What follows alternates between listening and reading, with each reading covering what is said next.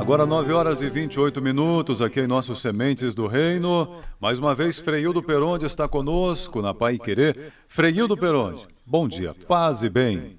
Bom dia, Edson, bom dia, Rádio Ouvintes, paz e bem. Tudo tranquilo? Mais um domingo? Domingo quente, né? Nós estamos com os dias de abril, mas o calor de janeiro. É verdade, hein? Que impressionante a diferença no clima. Em anos anteriores, abril, já indo para a segunda quinzena aí, a temperatura estaria bem mais amena, bem mais baixa. Né? Isso, eu me lembro quando eu morava no sul, né? Abril é quando vinham as primeiras geadas. É verdade. Né? E nós estamos num calor fora das expectativas, né? Isso mostra também que a natureza, né, ela está reagindo da maneira como é tratada, né? Exatamente. E nós vamos ter pela frente, seguramente, muitos problemas com a natureza.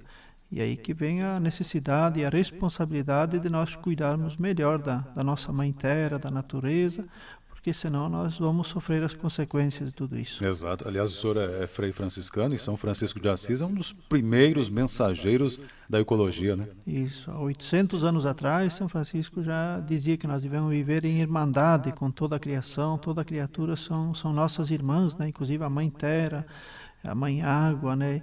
E nós devemos tratar disso. O Papa Francisco agora, né, na Laudato Si, né, nos recomenda, nos chama a atenção, né, que ou nós cuidamos, né, da natureza, ou nós vamos pagar muito caro por isso, né? E às vezes quem sofre mais com isso são a população, e muitas vezes a população mais pobre. Enfim, nós estamos vivendo a crise, né, a crise ecológica, né, que nos atinge a todos. É verdade. Frei, agora 9h30 aqui no Sementes do Reino.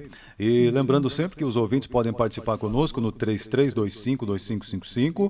No nosso e-mail também, você pode mandar para Pai Querer, para mandar sua pergunta aqui para o quadro Santo Livro, Freildo Peronde aos domingos. Quando não é o Freildo, Frei Rogério, né, já é um colaborador nosso, vem aqui para... Discípulo mesmo. Exatamente, discípulo do Freildo Peronde, para os esclarecimentos.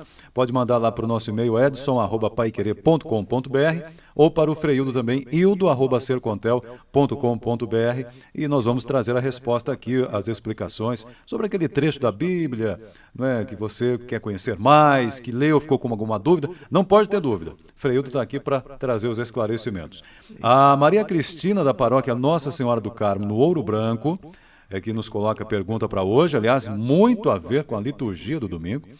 Por que é Pedro, que estava nu e vestiu a roupa e se jogou no mar para ir ao encontro de Jesus depois, como está no Evangelho deste domingo?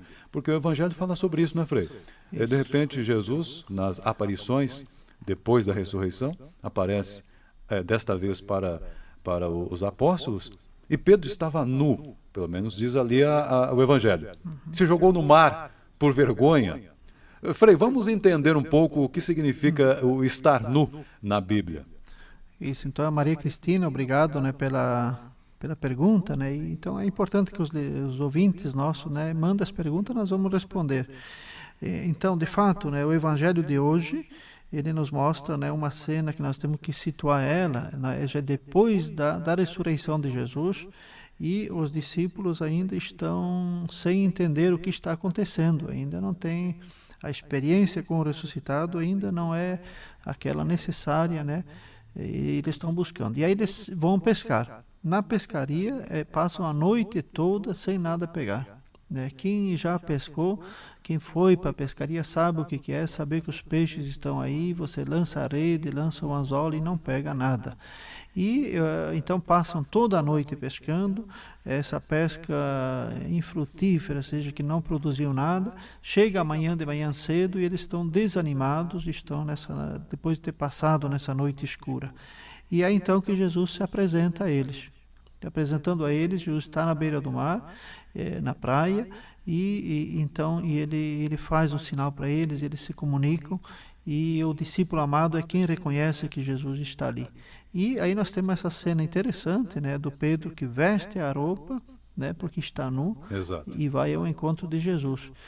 Isso aqui às vezes até deu um motivo, né? Já houve até um padre uma vez que fez uma homilia dizendo que era assim que se pescava naquela época.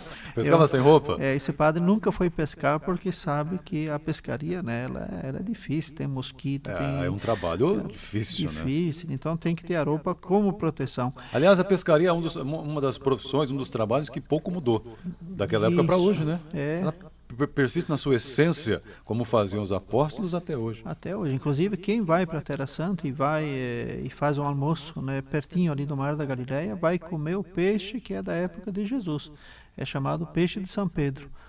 Peixe é tirado do Mar da Galileia, dos mesmos lugares, a gente vê os barquinhos, né, da mesma forma como era 2000 anos Olha atrás. só, então, tá vendo? Isso. Mas ninguém nu. Não, ninguém nu. Ninguém vai Pelo pescar amor de nu que nem Deus. Pedro ia. Então, por isso que nós temos que entender que a nudez na Bíblia não é a ausência de roupas. Eu acho que isso aqui que deixa, às vezes, o leitor um pouco não entendendo o texto.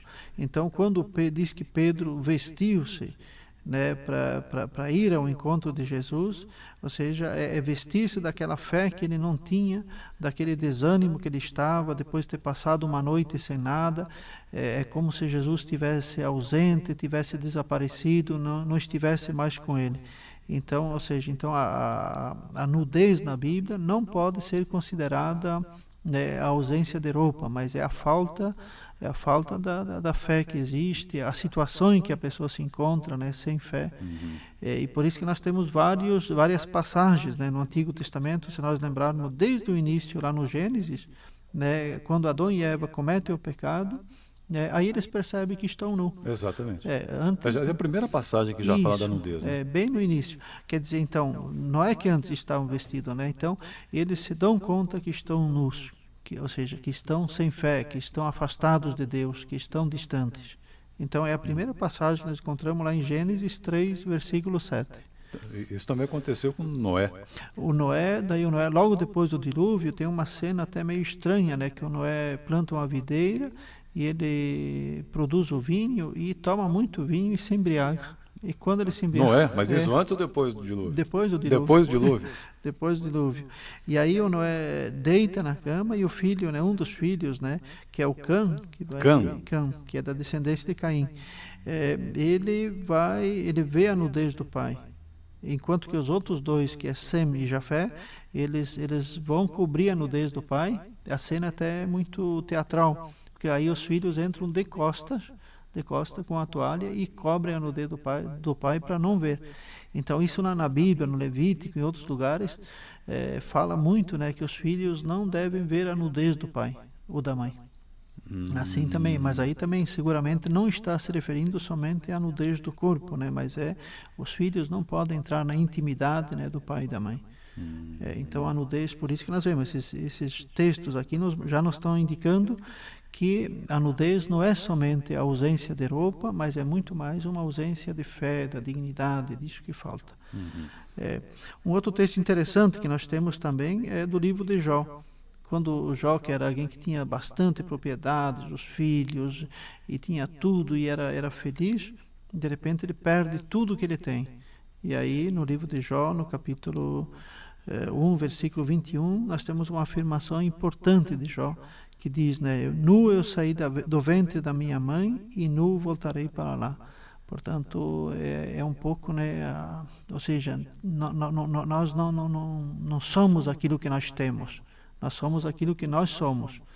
O Papa Francisco tem uma frase importante dele, que ele diz que nunca viu alguém ir sendo sepultado com o caminhão de mudança atrás. É verdade. Portanto, quando nós partimos desse mundo, nós partimos com aquilo que nós somos, aquilo que nós fomos na vida, aquilo que nós fizemos de bem, e não com aquilo que nós possuímos. Ou seja, o caixão não tem gaveta, né? Não tem dá para gaveta, guardar nada. Nem para levar cheque, nem cartão de crédito. Não dá para levar. Exatamente. Então é aquilo que fez, que produziu nesse mundo. Então essa frase também mostra um pouco que a nudez aqui não está significando somente a roupa, mas é de fato aquilo que a nossa essência, aquilo que nós somos.